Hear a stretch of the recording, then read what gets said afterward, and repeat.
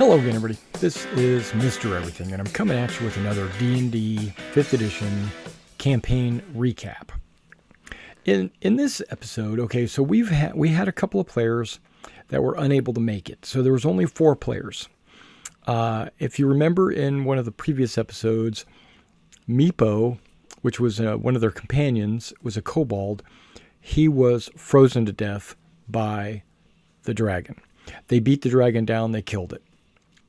They wanted to loot the dragon body. Okay, not like loot treasure off of it, but turn it into loot. Like take the skull and the wings and the claws or whatever they were going to do with the body. And I had basically talked them out of it, saying that it would weigh too much, the dragons are too big, and blah, blah, blah. Then I had gone back on my declaration, and I had told the group last night that it would be okay to take parts off this dragon, especially the head. And that's one of the ones that he really wanted. He wanted the dragon head. And I was like, yeah, okay, it's totally cool. You could do that. But since we left the dragon back in the room, on your way out of this dungeon, you'll be able to just pick up the dragon and have no problems. And that's pretty much, no worries. Okay, but the mover and shaker, the one that Griff, the one that wanted the dragon body parts, he didn't show up to the game, so he doesn't know this. Or if he's watching this video, he will know this. But so there's 4 players that showed up, which was Mason playing Sir Karan, Jer playing Cameron, and Neo, who's playing Noctis, and Alex, who's playing Leighton. And these players press on in the dungeon without their cleric and an additional fighter. Now, Stram, he's also leveling up with the players, so he's second level as well, and he is a second level fighter. So basically, they've got 2 fighters, the knight and his squire, and then they have a rogue who's kind of like a fighter because he's a swashbuckler, and then there is the mage and the monk. All right, so they go down into the second floor, the Grove level, and they start searching, leaving behind the cleric and fighter. And then they go to, just let me say this. Even though the party levels up together, right? I track everyone's experience points, and I award the experience points to the entire party of players that are at the game. So I don't want a player, any specific player, to miss half the games and still be at the same level as the rest of the players. It's just not fair. I don't think, you don't get the participation award just because you're in the game. I don't think that anybody wants to miss a game. I don't think they set out to miss a game. Like, oh my gosh, I'm just not going to go. No, I don't think that's the case. I think things honestly come up, or work happens, or life happens, or whatever happens, and they just can't make the game. Okay, I get that, right? That's totally understandable. But I don't feel that a player should get benefits or treasure or magic items or experience points or whatever unless they're playing the game, right? So that's the whole thing about, you got to play the game. What is it? You got to play the game to win, right? So be at the game, get your rewards. Don't be at the game, miss that day's rewards. No big deal. You just play the next day and get the rest of your rewards. So that's why I like to do it. Now, because I know that nobody wants to miss a game and life happens and stuff like that, I don't want anyone in the game to fall behind more than 1 or 2 levels, because then I'm starting to, then that's on me to kind of accelerate their leveling or give them levels even though they're not participating. And that feels uncomfortable for me. So luckily that's not happening, but we did have a couple players that missed. So they didn't get any experience points for last night's game. That's basically, you show up, you get your experience points. And because you have to give a risk of dying or a risk of, losing a limb or whatever before you can get the reward. So if you don't risk anything, then you don't reward from anything. Now there is an alternative where I could take over their characters and I could move them around the map and have them cast spells and potentially get them killed. And then that way they can earn those experience points with the rest of the party. But I feel uncomfortable doing that too, because what if something happens, it could be anything, and that character gets killed? Well, the player is going to say, hey man, you got my character killed, or none of these guys would do that. They'd all be okay with it. But it would be, even though they're okay with it, I would not be okay with it, because I would feel guilty about doing it. So I'm not going to do that. If you're not here, your character is off doing something, like, picking mushrooms or checking out some wall or something like that. You're just not, or you're looking for a healer or something. You're not with the group. Okay, so last night, the group heads out of this room and they go down this hall, and there's a fissure in the ground with a bunch of these 2-foot diameter holes in it. And so they're like, oh, okay, cool. And across the hall and up a little bit, they see the hall continues. It looks like it might have shifted. And there's bioluminescent mushrooms and stuff in this hall. So you don't need any lighting. You can see everything. Down the end of the hall, I say hall, really it's a fissure. Down at the end of the fissure, it looks like it forks. And then the fissure goes the other way, a long distance. So they decide to go up to the fork. They take the fork, they go into there, and they see that there's a bunch of these holes in the ground as well. But one of them has a bright firelight coming out of it. So they want to go check it out. So they walk up to it and they look in. As soon as they look in, a fire snake pops out and starts attacking the players, right? And Neo, the Noctis, the wizard, he creates an illusion of a dragon, but because he chose illusionary magic as his college, he's able to do both, so he can make it look like a dragon, but also sound like a dragon. So the dragon like roared at the fire snake. But in the meantime, the players are all beating on this fire snake. They bring it down to like 1 hit point. Okay, so at 1 hit point, I decided, okay, the fire snake, would he continue to fight these guys or try to escape? He's trying to escape. So he runs, and they chase it down and kill it. So everybody's like, yeah, Neo. Or not Neo. I use Neo's name. But Noctis, all right, you summon that dragon and cause it to run away. And I'm like, it is true, because he saw the dragon and the players. But he was going to run probably anyway. I don't want to steal any of his thunder, because it was a good play if this fire snake had a lot more hit points, which he didn't know what it had. He was looking in the monster manual at the fire snake like, oh, check it out, it's immune to fire. And we had to slap him down. Hey, get your hand out of the monster manual. You're not supposed to be knowing what the monsters can do. You got to just kind of figure that out as we go.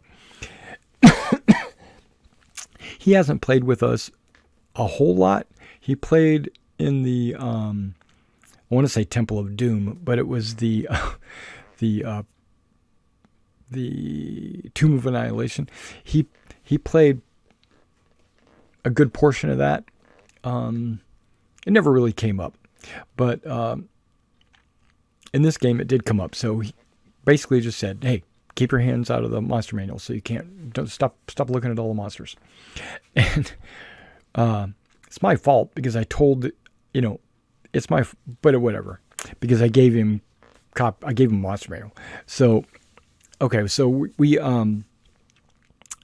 finish that room. They find there's a couple of rubies in there, or sapphires in the hole, and then, but that's the end. It was the end of that end. So they go down, instead of going down the catty corner hallway, they decide to go all the way down the other end of the fissure.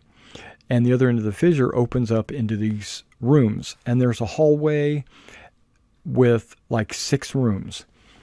And so they look at the room across the hall. They're in an empty room. They go to look in a room across the hall. It's also empty. It has some weapons, old rusted, nasty goblin weapons. And they said, okay, cool. So then these 4 players, not Stram, he's not going to do this.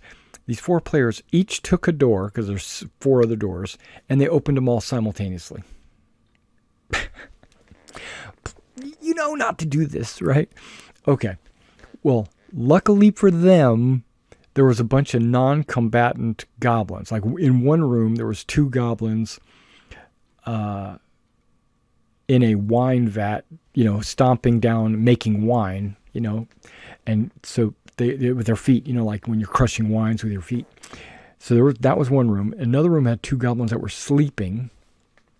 Another room had 2 goblins that were working on armor with thread and a needle. And then the last room had 3 goblins, but 2 of them were non-combatants, and they were playing around with a diseased rat that they had tied up. And but one of the goblins was a combatant. He was a warrior type. And Stram runs in there, whacks on this goblin. They all run into their perspective rooms and kill the goblins, these non-combatants. Like the guys stitching stuff look up and they get beat down. The guys the 2 guys in the wine, I don't know what you call it, wine vat, they jumped out like they were going to attack the monk, and then the monk and kills one of them, and then the rogue, after he killed the 2 sleeping goblins, he runs across the hall and goes into the monk's room and helps him out.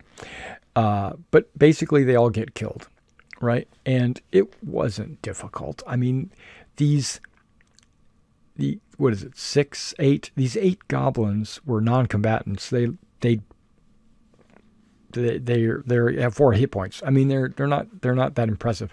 But the warrior goblin's not too bad, but they took him out pretty quickly with Stram taking on him. Okay, and so they finished that. There's no treasure. I mean, maybe there's a few coins, but there's hardly anything.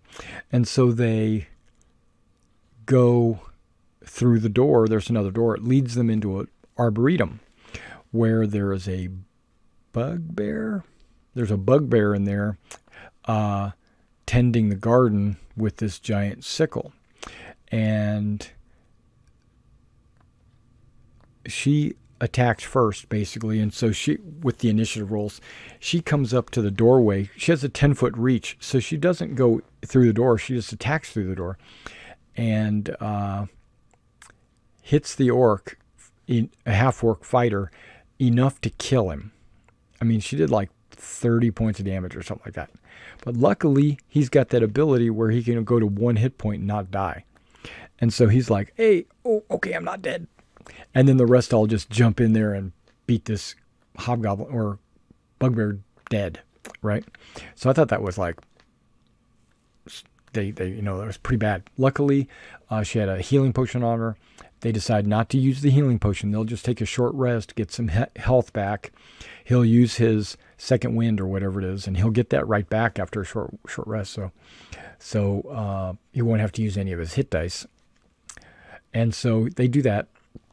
And then they go through another room. Another room has a fire snake. They beat it down. Another room has a goblin. They beat it down.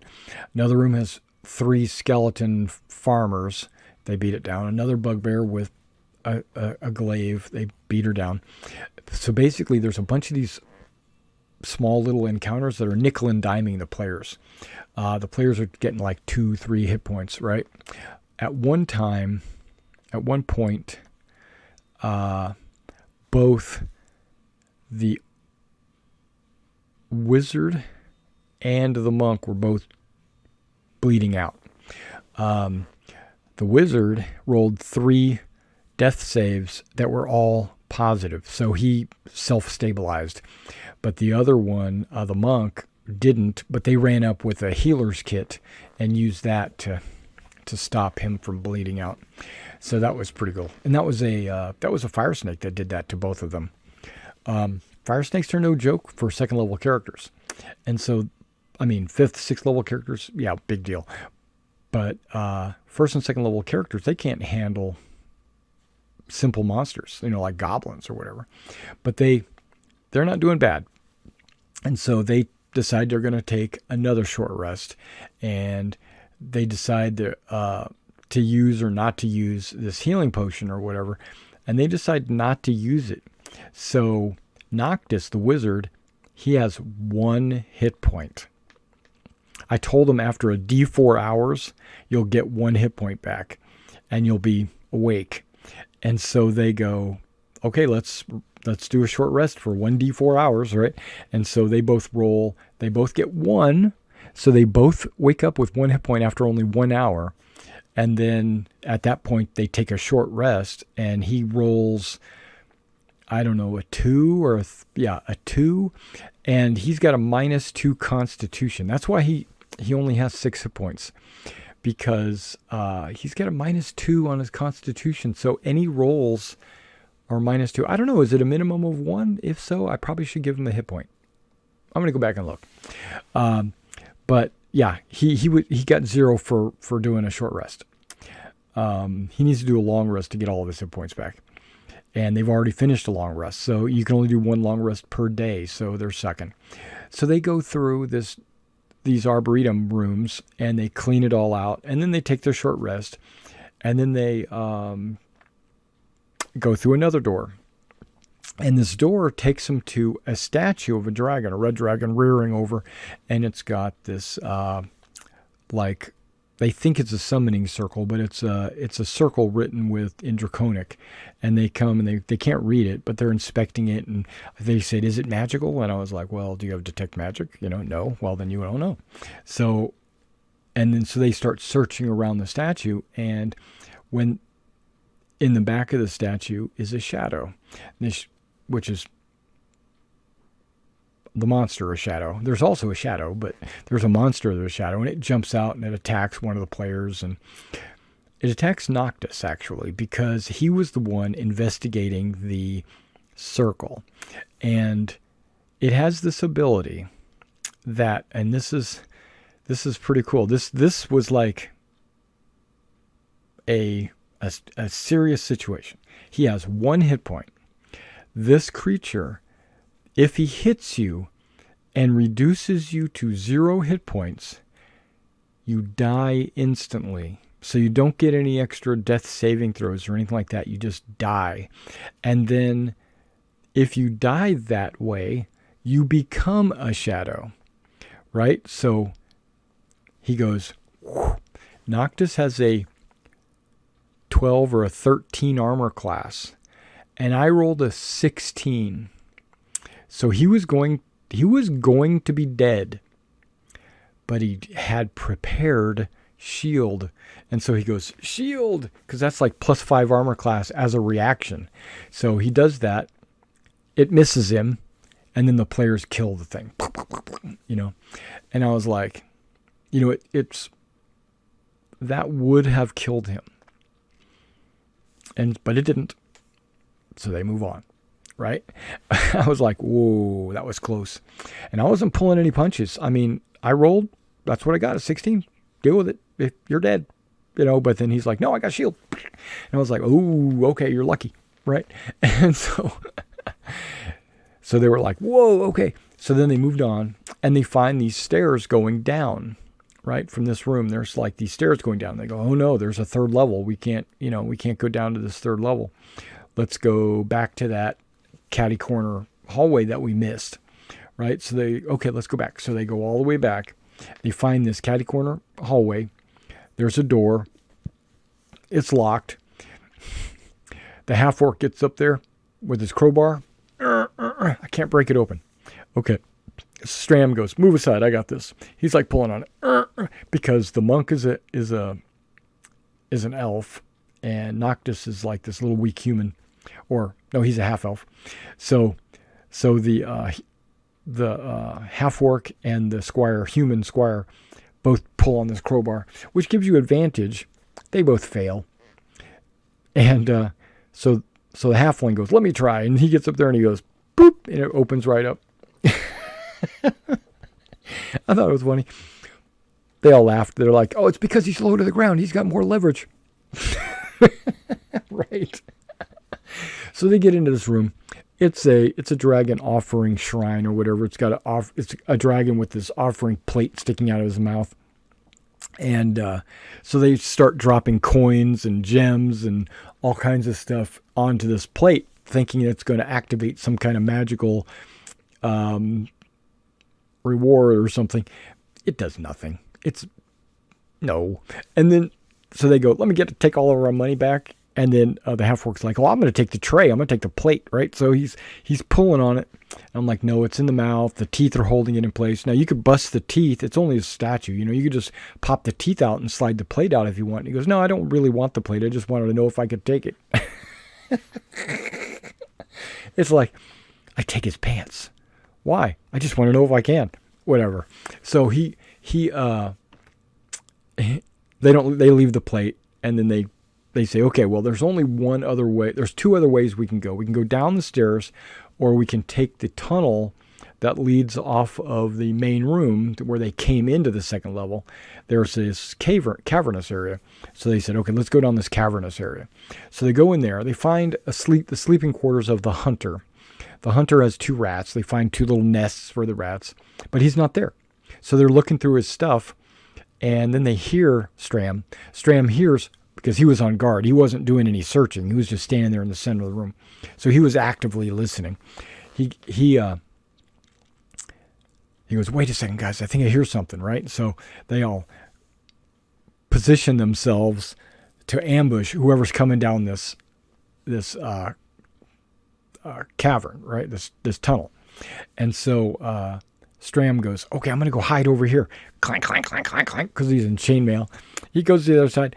So the hunter hears him and sees him hiding over in the corner. So he steps forward like he's going to attack Stram, but everybody else was hidden. So they just, boom, they killed him in like one round.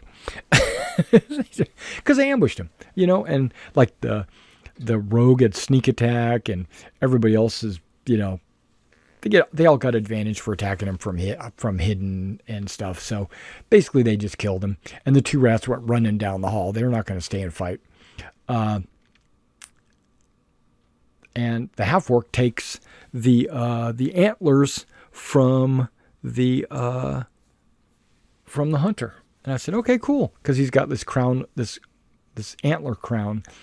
So he takes it, and the squire's cool with it. He's like, hey, every knight's got to have a crest or a mantle or something. So they say, okay, well, there's only one way else to go, and it's down those stairs. Let's go do it. So they go down the stairs.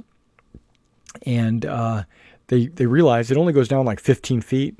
It goes under a room they've already been in, and then back up to the same level. So it was just an underpass tunnel. And they're like, really? We thought this went down to the next level. It didn't. Okay. And so then they follow this hall down to two doors. And they open one of them, but it's like super hard to open. Another crowbar situation. They can't get into it. They finally bust it open. And it's a room where it's like a study.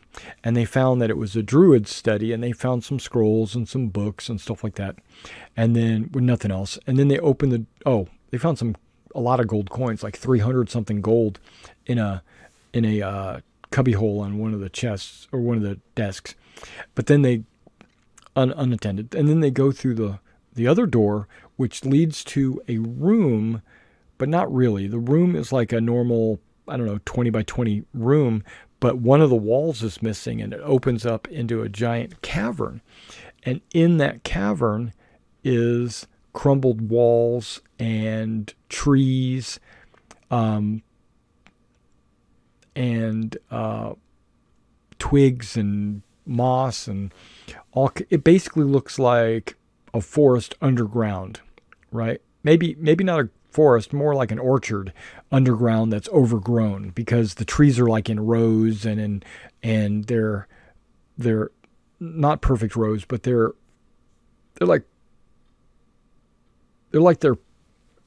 scattered evenly, I should say, or maybe that's a better way to term it. But either way, it's underground, so it's not getting any light.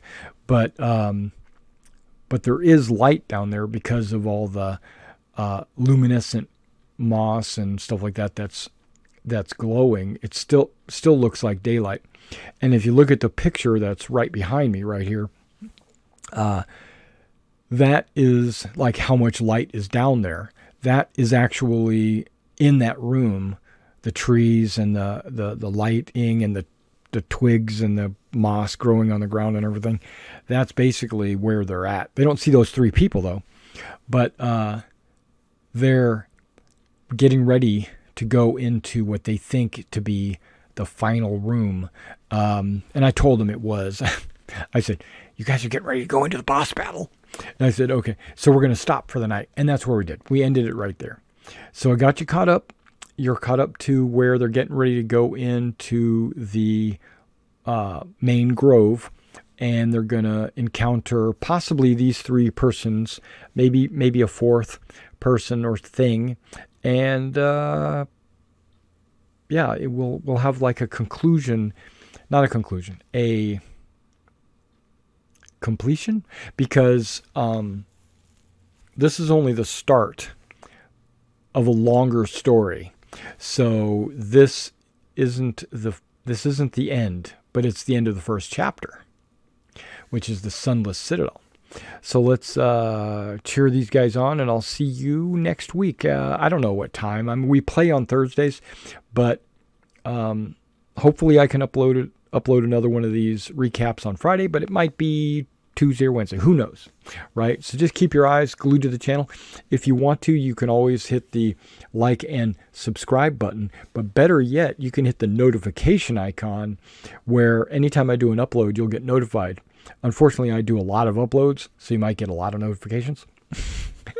All right, guys. Thanks for coming out and checking this video out, and I'll see you next time.